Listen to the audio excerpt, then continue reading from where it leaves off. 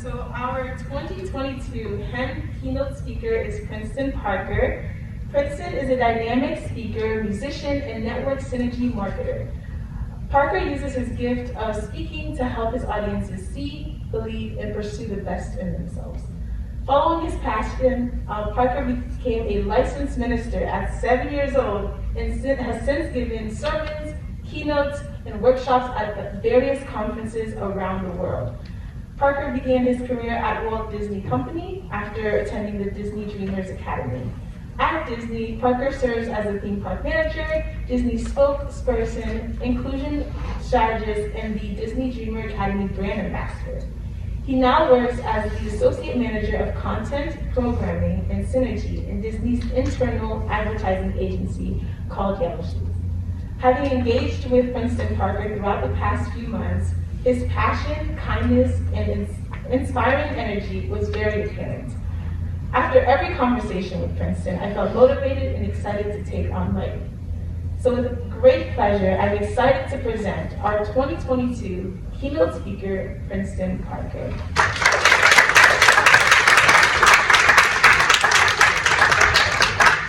Good morning.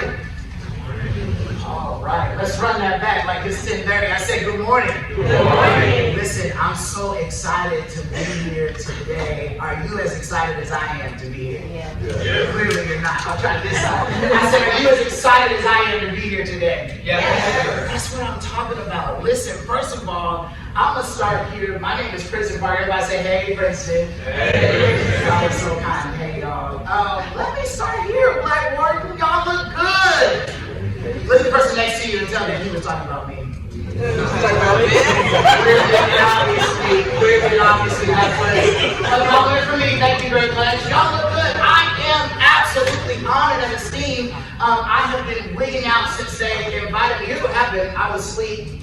And when I woke up, I have this routine, y'all tell me if I'm alone, where the first thing I do, it should be meditate, pray, and all those other deep things they tell you, but y'all know how we do. I scroll when I wake up. Anybody else like me? You scroll. It's a bad habit. I scroll when I wake up. So I was scrolling, and then of course, after you scroll, the next thing is you're gonna check your email to see have I missed anything, what else am I responsible for? And I checked my email and saw this invitation to come speak at this incredible conference. And you know what my first thought was?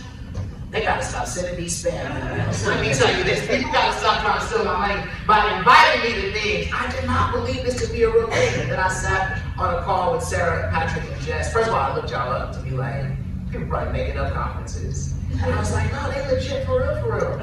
And then I studied who you are and what you do, and the potential that you carry, and it made me even more excited to be here. And I'm so excited. First of all, I've got to thank Sarah, who was my predominant way into this organization. Got to thank Patrick and Jess, Daniel, for your hospitality. And I'm excited to get into some stuff.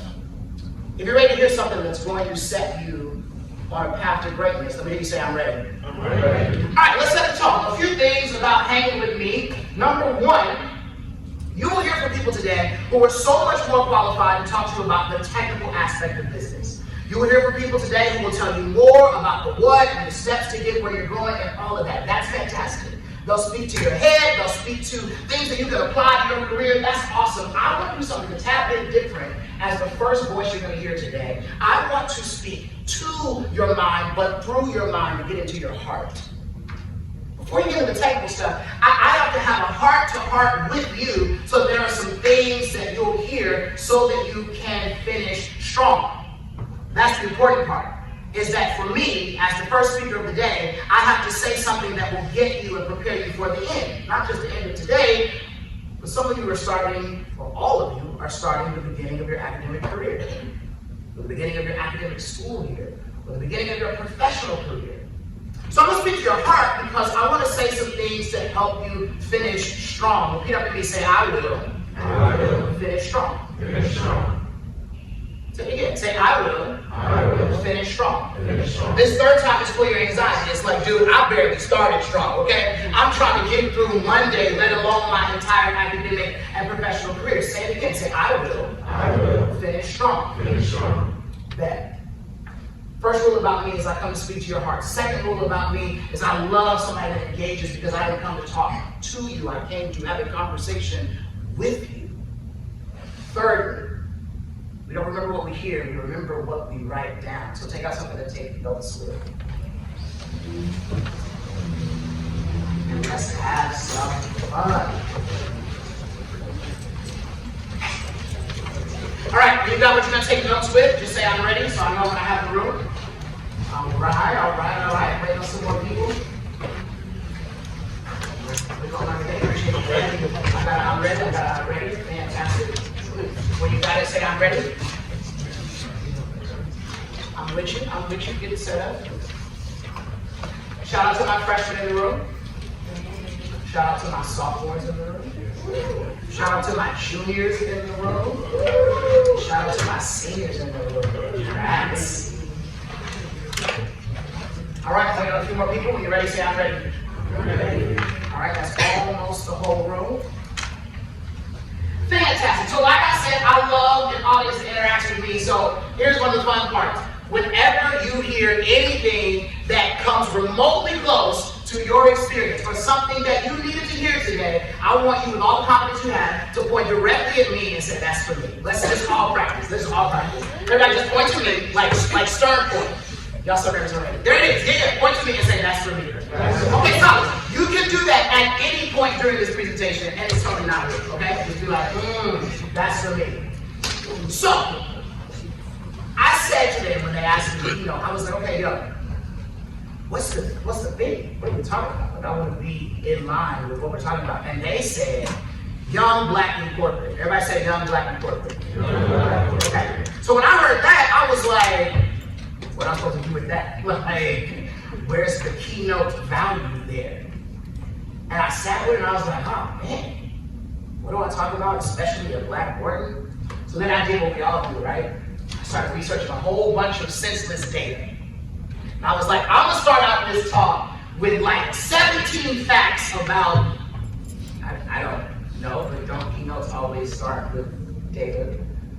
And then I thought, okay, maybe data's not the route. I'm gonna do a real dope case study. And then I was like, Princeton, they're business nuts. They are probably inundated with case studies. I said, where's the entry point to a keynote about young, black, and corporate? And then, after I had a fantastic cold brew from Starbucks, it hit me. I said, hold up. I'm young-ish.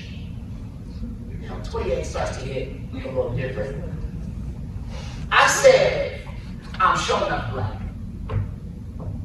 Blickety black. That's for me.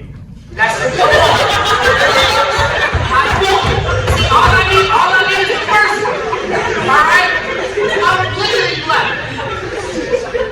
I'm let your meat boil in the pot before you put your greens in it black. I'm Saturday morning, gospel music is on, we about to clean the house black. I'm take the Thanksgiving leftovers to work and warm them up in the microwave so the whole floor smells blackness black. I said, okay, I'm young-ish, for sure black, and you know what? For 6 years I've been kind of corporate. I work for the Walt Disney Company. Anybody heard of Disney? You heard of that? Y'all know that? Okay, great. Glad you heard of it. I know a lot of people have it. It's a small company, don't worry about it. And so, for the last 6 years, I've been corporate. I've been working for the Walt Disney Company, and my first role was in business operations. I got to lead a theme park. The same theme park, Disney California Adventure Park, which was the first amusement park where I went on a ride upside down. My first job out of college was leading that theme park, focusing on food and beverage. Your boy likes to eat, so that was kind of perfect. I went from being a kid with the Disney video covers on the VHS, and you used to take the VHS out and used to this thing to open, and I would open it up and leave it on the table. I was that kid with Disney. I would practice, because I used to love Disney Channel, particularly late 90s, early 2000s Disney Channel, and I used to practice with the wand. And I used to be like, I used to draw the little Mickey and be like, this is Princeton Parker, you're watching Disney. And I went from that to now leading this theme park. I've been so many different places and roles within Disney. Started on theme park operations, Now, I work for Disney's internal ad agency called Yellow Shoes. And out of the entire marketing budget for Disney, my particular team supervises millions of dollars of that budget to market Disney parks on TV networks, not through commercials, but through what we call TV integrations. So if you ever see your favorite show, whether it's like American Idol filming at the parks and they sing Disney songs that night, or Black-ish, or Modern Family, or whatever it is, filmed at Disney parks, my team does that. It's like you're watching your favorite show, kikiing in the middle of a sitcom, and then you start to be like, I ain't been to Disney in so long, or I've never been. It's kind of how we market. So I thought, I'm young-ish, blatantly black, and 6 years corporate at the premier storytelling company in the world. What would I say to me when I was in your position? And that's what I'm going to kick this talk off with. I thought about how would I describe being young, black, and corporate now that that's my experience. A few things about being young, black, and corporate. First of all, you get a ton of exposure. I have seen things and been a part of experiences that my little inner city Los Angeles kid self would have never dreamed of. Get the chance to sit at tables and make decisions that, like, I never thought I would have been trusted with. Get a chance to see different parts of the world, or to interact with different parts of the world, to figure out what does leading a company like Disney Entertainment mean for Shanghai, and how is that different from what it means for the climate in Florida versus what it means for Los Angeles. So, you get a lot of exposure. Being young, black, and corporate, you get a lot of influence. It was wild to me that people would even care what I think, let alone use what I think to develop corporate strategy. When I sit in meetings, I'm not this Princeton that you see. I'm typically way more quiet. Because I'm trying to fill out the room, I'm trying to understand stuff, because sometimes what's being spoken in the meeting is not my native language, so I'm trying to catch up. And so I'll be quiet, and then somebody will always say this, and it unnerves me every time. They say, hey Princeton, what do you think? I'd be like, I don't. You get influence. The opportunity to bring people in, the opportunity to decide what happens with money, the opportunity to decide whether a strategy is greenlit or not, the opportunity to have influence over how people see certain communities and or people around you. It's a lot of exposure, it's a lot of influence, and I'm not even gonna hold you, y'all. It'd be a lot of fun. Remember my first class trip for Disney. Your boy was acting all the way different. I wore a blazer because to me, you know, if you're gonna sit in first class, you gotta wear a blazer. The standard one. I wore the navy blue blazer and the white shirt and the jeans, and I sat up in there like I'm the vice president or something. But not, I was an entry-level manager, but your boy was first class. So I dreamed that I was everything. It's fun. Some of you work for companies and you'll go to your first company party. The firm will rent out something extravagant. You'll go and look good and take a date with you. You'll go on some epic trip that the company pays for, and you're there to have a 3-hour meeting, but you're there in that new country for 3-4 days, having the time of your life. It's fun. But can I tell you what nobody ever told me about being young, black, and corporate? Never told me about the pressure.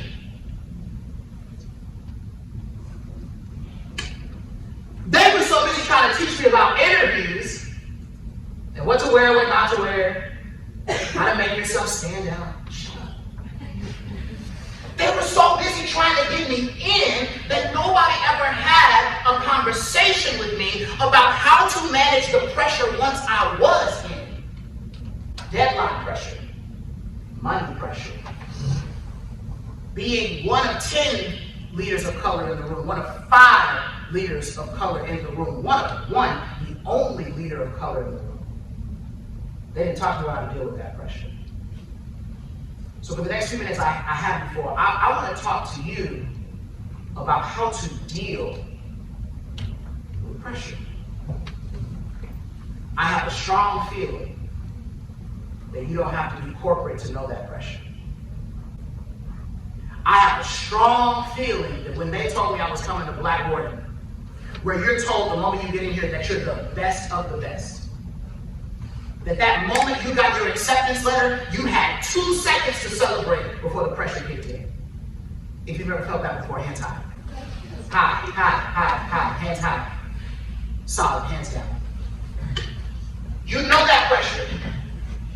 You know that pressure, that balancing life pressure. To say, okay, I got 97 parts of me, and I feel like if I don't get all 97 right, I'm a fail at life. In these 4 years at Wharton, I gotta take all the right classes, get good grades in those classes. I need to be involved in extracurricular activities outside of those classes. And I can't just be involved, I need to be in leadership in those extracurricular activities, or else it looks like I didn't really do anything. Oh, by the way, I should kind of have a social life. Because I still want to see the city, I still want to have fun Thursday through Sunday, and then, oh, you know what? I actually need to make sure that I eat something healthy, or eat it all. Oh, by the way, there's this concept called sleep that I might want to become familiar with. And oh yeah, wait, internship. And if I don't have one by sophomore year, am I doing anything at all? Is it the right internship? Is it the internship that leads to a job? Am I making grades? Am I getting that internship? And am I already on track for the job after? Do I have summer plans? Did I study abroad or did I not study abroad? Oh, and by the way, it'd be nice to find Bay during that time period.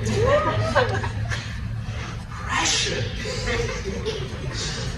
Somebody else is like, that's for me. You didn't want to say it because they're in this room. I get it. You want to get a network a different kind of way. That's a whole other thing. I'll teach you that Keynote later.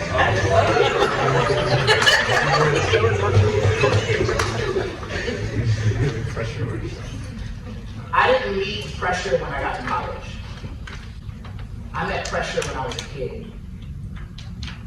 I was 2 years old when I started public speaking. 4 years old when I preached my first sermon. Got out of the car, I was going to say a speech because my mom recognized I had a very strong memory to be such a young kid. I had learned how to read early, but my auditory skills were twice that. So if you told me something, I could register it rather quickly and regurgitate it back to you. So my mom said, okay, well, let's socialize the kid because he does this play church thing at home, and that's a little weird. Like, it was cool at first when we grew up in church, and she was like, that's nice. But then it got to a point where she was like, no, the kids. She said, let's socialize them, I'll teach them speeches. And one day, I was going to say a speech, and I looked at my mom and I said, hey, do I have to say what you told me to say, or can I say what God told me to say? And she looked at me like any sane parent, and she looked at my 4-year-old self with this black mama look like, sir, I almost said something else, but I want to keep it PG because I'm feeling it. You're 4. What is divine anything telling you to say? That night, I preached my first sermon. A couple months later, I did it again at another place. My mom wasn't there, so they sent her the video that time. She cried because she realized that that was me operating what I was really going to do. Continued preaching until at age 7, I got a call from a guy. I didn't call, my parents got a call. From a pastor in Las Vegas who said, I heard from my friend about this kid who did this speech, this prayer breakfast. I wanted to come preach in my church for 3 nights in Las Vegas. I was 7 years old. After that, I got my license in the denomination I was raised in and started preaching across the country. It was a weird kind of life. I would go to school Monday through Friday, and then 3 weekends out of every month, I'd jump on a plane, go preach to some random conference with thousands of people, do my homework on the plane, or let's be real, not, and then fly back Sunday night to be back in school. It was this phenomenon, if you would call it that. People start identifying, that's the kid preacher. I'm a kid who really doesn't even know how to put his pants on good yet. But I'm living this adult career and calling where people across the country identify me as not just a speaker, but a religious figure. And most people hear my story and they go, man, I wish I had known what I was supposed to do for so long because I'm at this age in my early 20s and I'm still trying to figure it out. Or I meet people in their 40s and 50s, they say, man, I wish I knew it. And I say, well, before you wish that, since age 7, I've known what it's like to live a life in front of people where the front side was high achievement, The front side was a fast life. I experienced more by age 22 than some of my counterparts had at 40. But the back side of it was pressure. The back side of it was every person, hear me, who was so busy affirming what they thought was special about me that I felt like if I wasn't that, if I ever stopped preaching for 2 seconds, if I ever got a bad grade, if I ever cussed, if I ever did anything that did not match the expectations of these people, I'd be unloved. That I would fail at life. So I say pressure. Here's what I learned about pressure, write this down. Which is why I'm talking to you about this. And I only have a few more minutes. Somebody keep me on sometime. What I've learned about pressure is if you don't develop a healthy response to the pressure you're under, it's going to lead to these things. I want to start here. If you don't develop a healthy response to the pressure that you're under, preacher pressure, first gen pressure. How many first gen college students do I have? Oh my goodness. That's a whole other round of pressure. I'll get to that in a second. Whatever pressure you're under, if you don't develop a healthy response to that pressure, I'm going to tell you where it'll lead. Number one, it will lead to a savior complex. Savior complex. Where you believe that it is your job to handle, fix, or achieve everything. If you don't develop a healthy response to your pressure, you will develop a savior complex. You will believe that it's on you. Your parents' future, on you. The future of injustice in America, systemic racism, on you. Your company's success, on you. Success of your future children, on you. You'll develop a savior complex where you feel in an unhealthy way that is your job. Okay? Number two, if you don't develop a healthy response to pressure, here's one of the other things that will happen.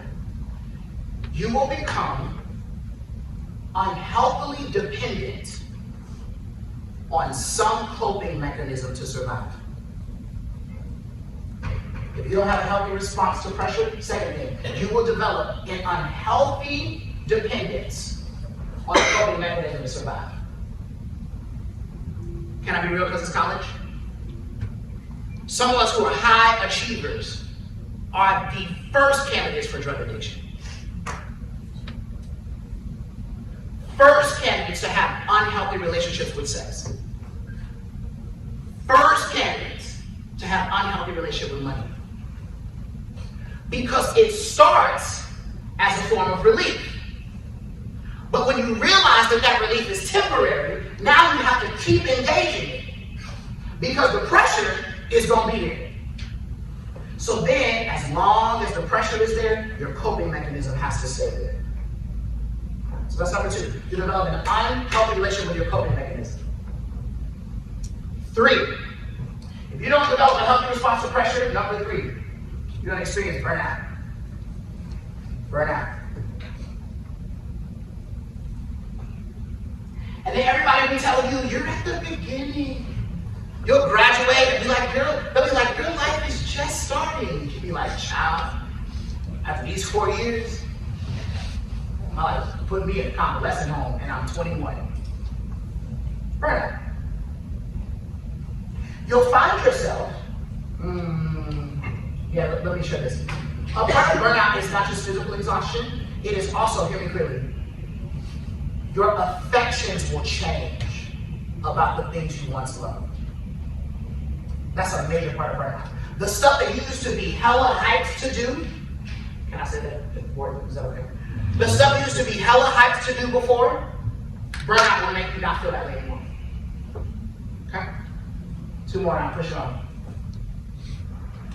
If you don't develop a healthy response to your pressure, number 4, here's what's going to happen. Please write this down. You will start to live a double life.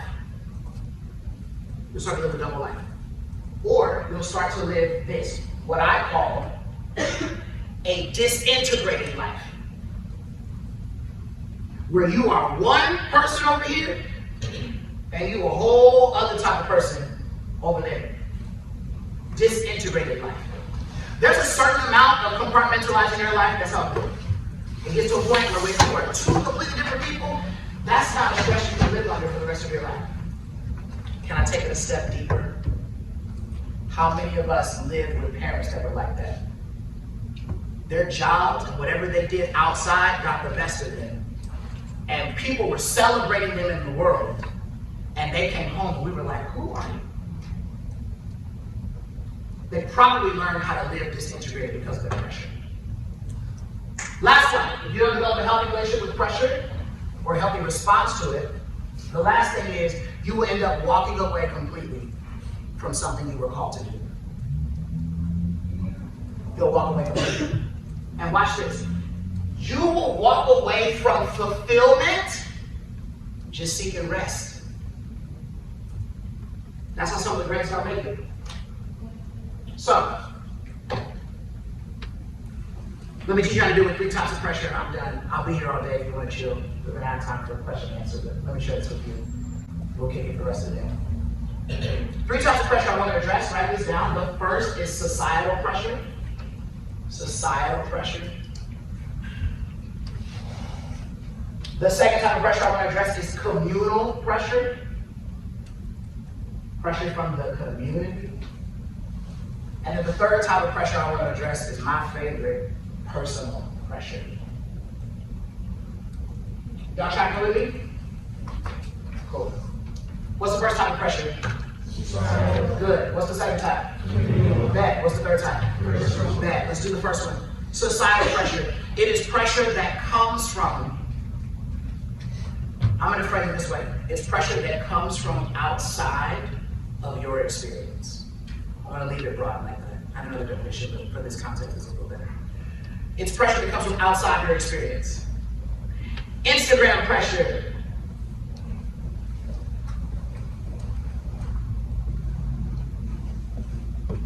Wall Street Journal pressure. White supremacy pressure. It's that scrolling pressure where you're looking at 96 other people and you feel like you've done nothing at all with your life.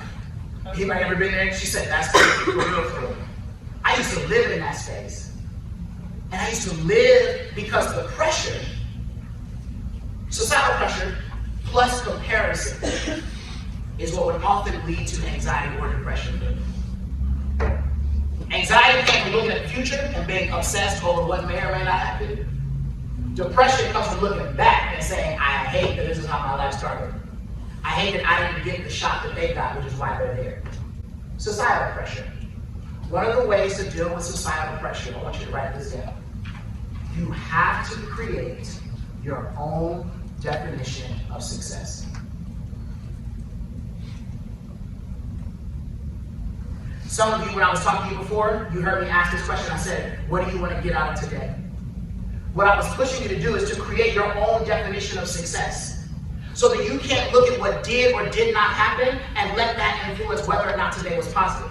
If you know what you came for, then you measure how well today went by whether or not you got that. So if somebody walks out of here with a mentor and you didn't, that doesn't matter. What matters is what was your definition of success. So if you came to learn and your notebook is full, then whether you walk out of here with a job or not, the day was a success. And the problem is, most of us are living under pressure based upon definitions of success that aren't ours. And if there's anything I can free you from as a freshman, it's basing your life on somebody else's definition of success. One of my favorite things, to let me dip into my theological bag for a second, not to push religion on anybody, but to invite a different aspect of cultural thought. The Jewish text of how creation happens suggests that after this whole eating the fruit experience, you've heard this either colloquially or even within your family. The first question that the divine asks is, who told you you were naked? If we abstract that from theologically and just talk about that psychologically, you know what the question is? The question is, where did you get that from? I want you to write that in your notes as a question to yourself. Whatever I believe about success, who told me that? Who told you it had to be by this time and not this time? Who told you? Who told you that if it wasn't this, you wouldn't get to where you were going to go? Who told you? You know why? Because when you interrogate that, then you ask, why does that person's definition matter so much? So first, come with your own definition of success. It could look like success for me is clarity. So I don't need a perfect internship. I need 3 in different spaces so I can just find out what I like and don't like. So whether or not I ended up at Deloitte, whether or not I ended up at somebody's marketing firm, that doesn't matter. What matters is I have these experiences in college to cut down on the amount of experimentation time once I actually get in my career. You have to ask that for yourself. Even in the roles I get in Disney, I always ask that, Princeton, why did you take this role? I don't take every role to get promoted. There's some roles I had that I'd be looking at the other people who are trying to get promoted and like, have a great time. Melissa, I believe in you. You get that director role. You get it. Get it. I'm not here for that. I'm here to learn because what I really want to do requires me to know this. So I'm going to learn this, I'm going to be gone to what I'm really trying to do. Give me a year so I can learn this side of the business so when I get there, I'll have that in my head. Right? You're going to define your own definition of success. You also have to be able to answer this question. Why am I doing this? Not just the what, but your why. Because how long you endure a thing is determined by how strong your reason is. So you're gonna ask that all the time. What's my why? What's my why? Why am I here? Why am I doing this? What's motivating me? Alright? I'll tell you what my definition of success is, and I'm gonna get to the 2 and be out. My definition of success, write this down, is authenticity plus service. Authenticity plus service. That's what success looks like for Princeton. Whatever I'm doing, did I live up to who I am and can be? If I failed, did I take accountability? Was I authentic in that? Did I show up as Princeton? And then did I do that in service of something else? All right? Authenticity plus service. I'll push on. Second form of pressure, communal pressure. This is that conversation that your parents have with you that in so many words says, you're responsible for our happiness in life. And it always starts the same way. We worked so hard to get you here. And then they try to sweep it up by saying, we're so proud of you. Are you? Communal pressure, watch this. When you get in the corporate space, one of the things that happens to Black and brown leaders in corporate America is that we feel disproportionately responsible for advocating for our community. Our counterparts don't experience that. They're there to get the bag, promote, and move on. We feel like we gotta get the bag and save the world. And then you feel bad because you don't know how much time to spend on either one. How much time do I spend getting ahead because I'd like to have a halfway decent life? And how much time do I spend advocating for the community? And you might even struggle with that in college. Anybody ever been there? You're like, man, I feel bad. I took a day for me instead of advocating for equity. And you're in this, what's the balance? Let me teach this to you. Number 1, here's how you respond to that pressure. Start with gratitude. Don't ever be so focused on who you're not or what you feel like you have to solve that you're not grateful for where you are right now and what it took to get you there. Gratitude. Because the truth is, we wouldn't be here. The truth is, we do owe gratitude. The truth is that the lanes that we walk in were paved by the blood of those who died so that we could walk there. So yeah, we start with gratitude. But 2, you have to know what is your responsibility and what is not.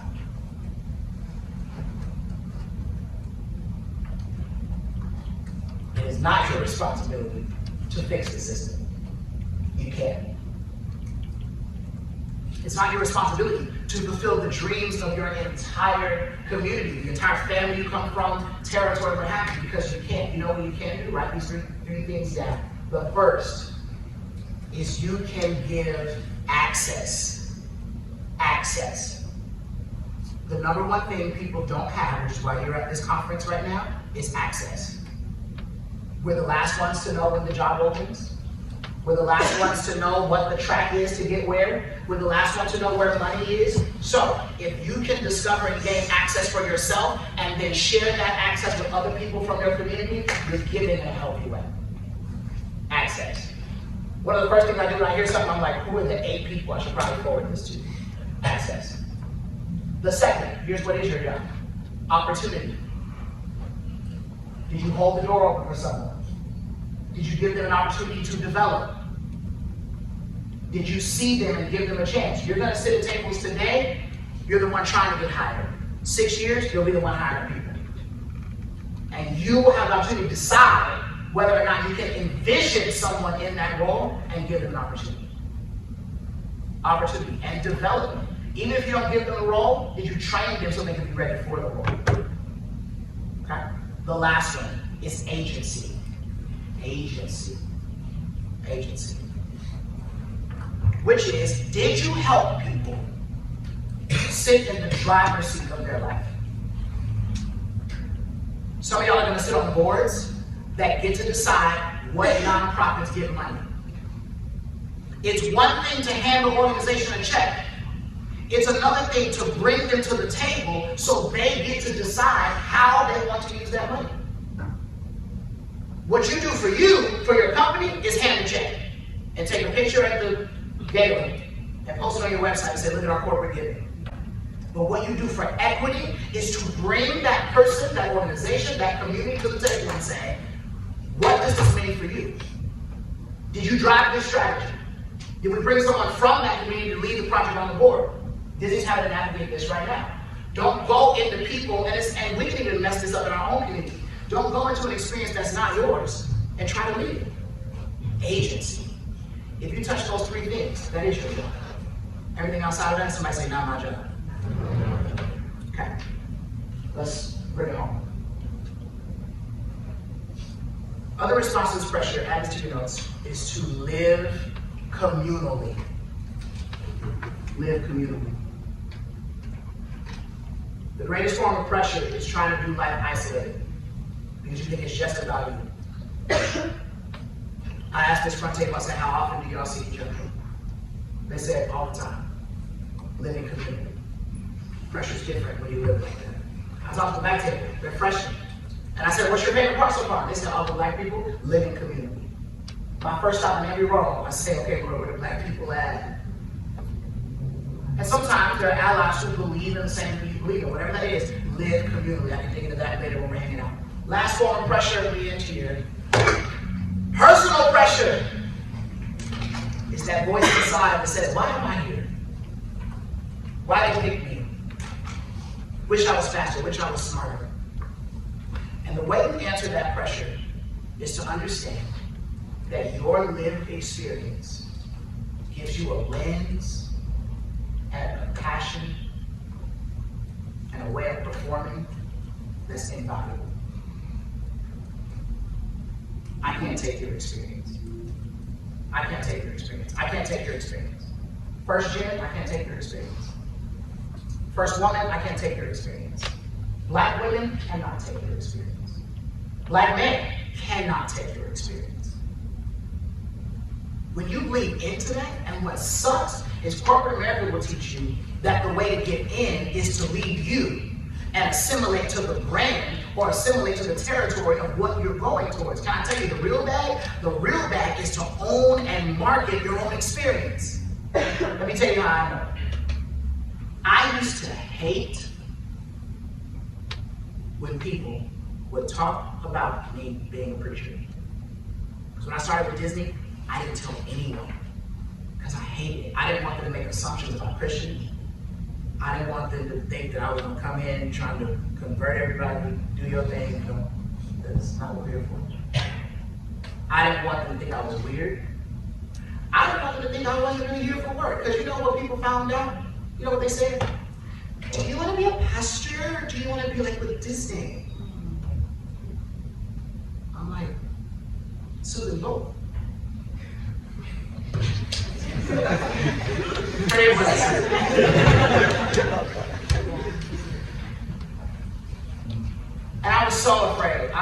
So I went through this program called Disney Dreamers Academy, and here's what happened. I went through it as a high school student, changed my life, I'll talk more about that. So they brought me back the year after, when I started USC, where I did my undergrad. And I had been at USC for a year. They brought me back to the Next Dreamers Academy to talk about my experience. I was on a panel, there were 4 of us, whole place is filled with Disney executives, press, the whole 9. And they started the panel, and the lady moderating was the vice president of pricing for Walt Disney World, a black woman named Tracy Powell, who I love. She's so instrumental. You know what happened? She said, tell us all your story, to all the 4 alumni. She got to me, and I said, hi, my name is Princeton Parker. Sometimes I do some speaking, and I go to USC. Glad to be here. And you know what she said? She said, that was so great, Princeton. Tell us your real story. I said, ma'am, excuse me. Like the kid preacher, that's weird. No one's about to do that. And she would not let up until I tell the same story that I shared with you. I rolled my eyes. Got hired at Disney. I called Tracy, and I had a one-on-one with the president of Walt Disney World at that time. I said, Tracy, I got an exclusive dinner with the president of Walt Disney World. What do I ask? She said this, I'll never forget it. She said, if I were you, getting my first one-on-one with the president, she said, I would ask him, I had been at Disney for a couple of months. She said, I would ask him, what did you see in me that allowed you to give me this opportunity? I said, okay, fine, that's a nice question. I asked him, and you know what he said? He said, your ability to inspire people and rally them around a vision, the rest we can teach you. That you had to bring with you. The very thing I was trying to avoid was the secret to the lens I bring to the Walt Disney Company, wherever I go. I was at a meeting a week ago, no, 3 weeks ago, with the global vice president of marketing. She invited me to be on this project. And there's 6 people on the call from all of different industries, somebody from ABC, somebody from whatever. You know what she said in the introduction? She said this. Yeah, I'm so glad that Princeton on this. He's a phenomenal preacher. I'm just like, wow, lady, what introduction. Why don't you start with what I do here? Here's what I'm telling you. There's something you think makes you unqualified that's actually the beginning of what makes you unique. And when you cultivate that, it allows your career to go further than you could. I don't know what pressure you're under, but as your keynote, I came to remind you of something very critical. The pressure makes you feel like what you're up against is larger than who you are. All I came to do in these 35, 40 minutes I had you for was to remind you that whatever pressure you're under, it's not bigger than you. It's not bigger than your dreams. It's not bigger than where you come from. It's not bigger than what you can be. The pressure is real, but it's not bigger than your purpose. Pressure is real, but it's not bigger than your potential. Last but not least, the pressure is real, but it's not bigger than your power. So what I hope is that throughout today and the rest of your life, you will find a way to come up from under the pressure so that you can really learn, as young Black and corporate, how to apply pressure. Thank y'all so much. Love you.